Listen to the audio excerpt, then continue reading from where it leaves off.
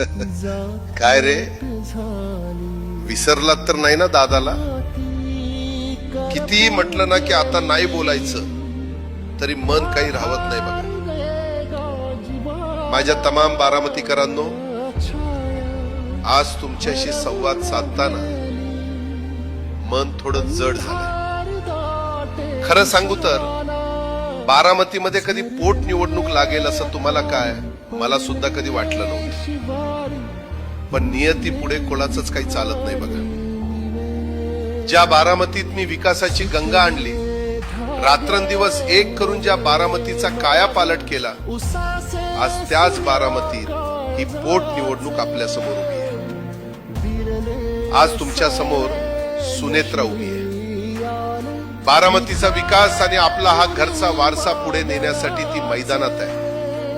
माझ्यावर जसं भरभरून प्रेम केलं, जो विश्वास माझ्यावर दाखवलात, तसंच प्रेम आणि आशीर्वाद सुनेत्राला सुद्धा द्या. तिनं मला आजवर प्रत्येक संकटात साथ दिली आहे.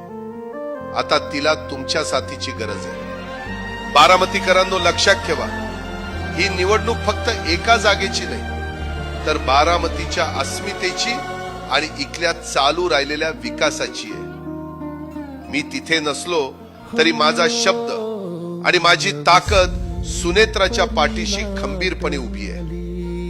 निकाल लागल्यावर तिला विजयी गुलाल लागलेला पाहणं हे माझ्यासाठी सर्वात मोठ्या आनंदाचं असेल. आणि शेवटी एकच सांगतो, जसे आजपर्यंत माझ्या मार्फत आपण बारामतीकरांनी मताधिक्याचे अनेक रेकॉर्ड केले, यावेळेस देखील एक नवीन रेकॉर्ड कराल आणि नेहमीप्रमाणे विरोधकांचे डिपॉझिट जप्त करण्याची परंपरा कायम ठेवाल अशी आशा व्यक्त करतो. चला, निरोप घेतो. सांभाळून घ्या. तुमचाच दादा. दिसले समोरी हसले घोरी, रुसले न भाषी हवे, सुटले धागे उरले मागे, उसासे सुन्या काळजा